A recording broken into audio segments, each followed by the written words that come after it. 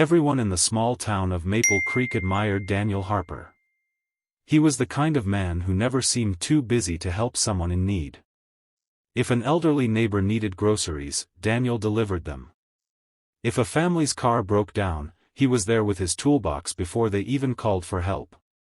He donated to local charities, volunteered at the community shelter, and always greeted strangers with a warm smile. Children waved excitedly whenever they saw him walking down the street. Parents trusted him, business owners respected him, and the mayor often praised him during public events. People called him the heart of Maple Creek. Daniel never asked for recognition. Whenever someone thanked him, he simply smiled and said, "Kindness is free. We should all give it away." One rainy afternoon, Daniel found a lost little boy crying outside the library. He comforted the child, bought him a hot chocolate, and stayed with him until his worried mother arrived. The story spread quickly across town, making everyone admire him even more. "No one has a heart like Daniel," people said. But not everyone believed perfect people existed.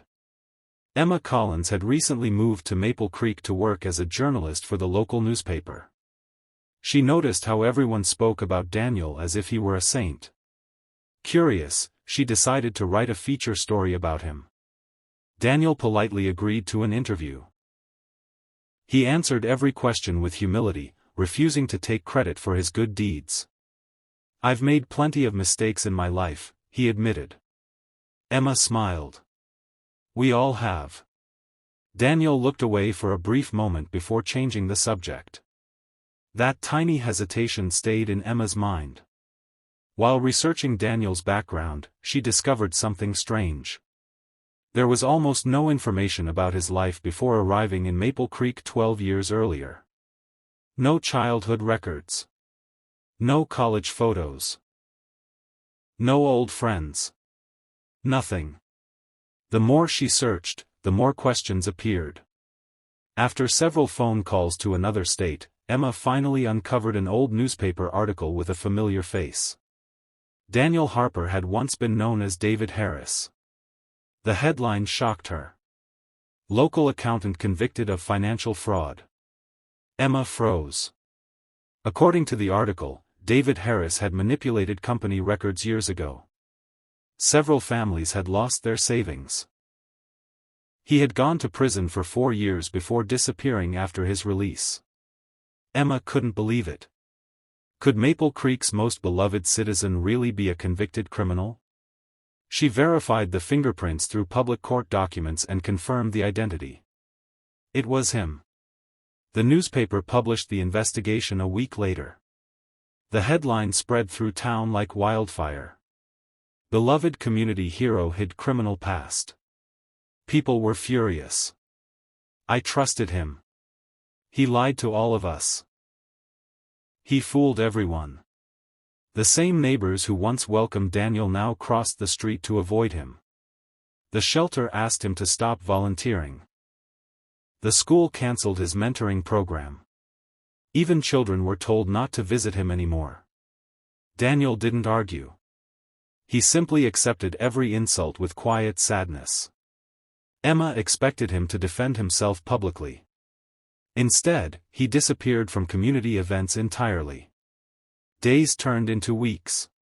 One evening, Emma couldn't stop thinking about the story. Something felt incomplete. Yes, Daniel had hidden his past. But why? She decided to visit the prison where he had served his sentence. There she met a retired prison counselor who remembered David Harris well. "He wasn't the man who entered this place," the counselor said. "What do you mean?" "When he first arrived, he blamed everyone else for his mistakes. Then one day he received a letter." "A letter?" The counselor nodded. "It was from a little girl whose parents had lost everything because of his fraud." Emma listened carefully. The girl wrote that because of him, her family lost their home. But instead of wishing him harm, she ended the letter by saying, "I hope one day you become someone who helps people instead of hurting them." The counselor smiled softly. That letter broke him. What happened after that? He spent every day changing. He studied ethics, volunteered inside prison, taught inmates to read, and promised he'd spend the rest of his life helping others. Emma felt a knot form in her throat. Did he ever contact the victims? He repaid every dollar after his release. It took years. He worked multiple jobs and quietly compensated every family he could find. Emma was stunned. None of that had appeared in the original news reports. Back in Maple Creek, she investigated further. Everything the counselor had said was true. Daniel had paid restitution in full. He had never committed another crime. For 12 years, every act of kindness had been genuine. He wasn't pretending. He was trying to become the person that little girl believed he could be. Emma realized her article had told only half the story. She immediately wrote a second piece. This time the headline read, "The truth behind the man everyone judged." She explained Daniel's crime, his punishment, his sincere remorse, the repayment to every victim, and the decade he had dedicated to serving others without seeking recognition. The town read every word. Many people felt ashamed. One afternoon, the mayor knocked on Daniel's front door. Behind him stood dozens of neighbors. No reporters. No cameras. Just ordinary people. The mayor spoke first. "You made a terrible mistake." Daniel nodded. "I know. But you've spent 12 years proving you're not that man anymore." An elderly woman stepped forward. "When my husband died, you mowed my lawn every week without telling anyone." A young father added, "You fixed my car so I could keep my job." The mother of the lost little boy wiped away tears. "You protected my son." Daniel looked down. "I never expected forgiveness." A little girl walked up and handed him a drawing. It showed Daniel holding hands with people across the town. At the bottom she had written in colorful letters, "Good people can have bad pasts." Daniel couldn't hold back his tears. "I hid the truth because I was afraid no one would ever see who I'd become." The mayor shook his head. "Maybe we should have asked who you are now instead of only who you were."